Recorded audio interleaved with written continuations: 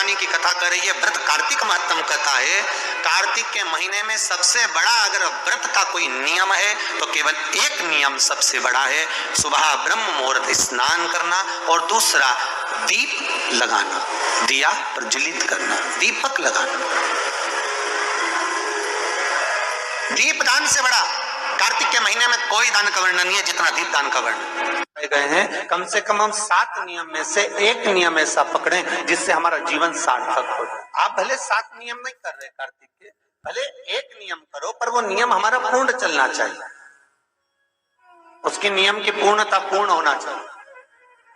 आपको कहा था कार्तिक के 7 नियम हैं, उसमें पहला दीपदान, दूसरा तुलसी पूजन, तीसरा भूमि पर शयन, चौथा शरीर पर तेल नहीं लगाना, पांचवा सुंदर दलहन की चीजों का त्याग करना और छठा ब्रह्मचार्य व्रत का पालन करना और सातवां अपने जीवन में कार्तिक के महीने में चाहे वाणी का संयम हो, चाहे भोजन का संयम हो, चाहे शब्दों का संयम हो, चाहे दृष्टि का संयम हो, चाहे इंद्रियों का संयम हो, वो संयम रखें, वो संयम धारण करें। अब हमें ये ज्ञात करना है कि 7 नियम जो कार्तिक के महीने के होते हैं, कार्तिक महत्तम में जो 7 नियम बताए गए होते हैं, इन 7 नियम में से कोई एक नियम हम हमारी जिंदगी में उतार लें, कोई एक नियम हम हमारे जीवन में उतार लें जिस नियम के बल पर हमें परमात्मा का साक्षीकरण हो जाए। कोई एक नियम,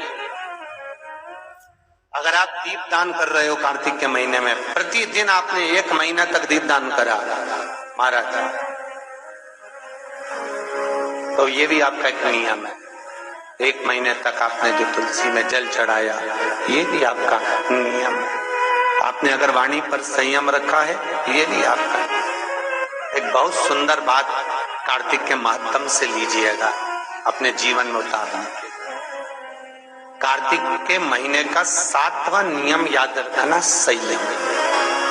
किस समय पर किस चीज का संयम होना चाहिए। कौन सा चंदन है जिस चंदन को भगवान को लगा देने पर, कार्तिक महीने में भगवान को लगा देने पर जीते जी भगवान विष्णु, कृष्ण, राम एक बार गले लगा कर जाते हैं। वो कौन सा चंदन है?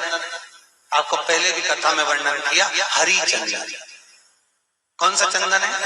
हरि चंदन।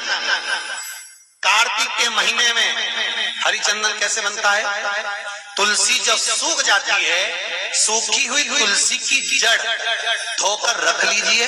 कार्तिक के महीने में उसको सिलवट्टे पर घिसकर उसका चंदन बनाइए, उसमें थोड़ा सा कुंकुम मिलाइए। चंदन बनाकर कार्तिक के महीने में जो भगवान विष्णु के मस्तक पर तिलक लगाता है और अपने मस्तक पर भगवान का ही तिलक लगा लेता है, उसको जीते जी एक बार मेरा श्री हरि गले लगा लेता है, वो हरि चंदन।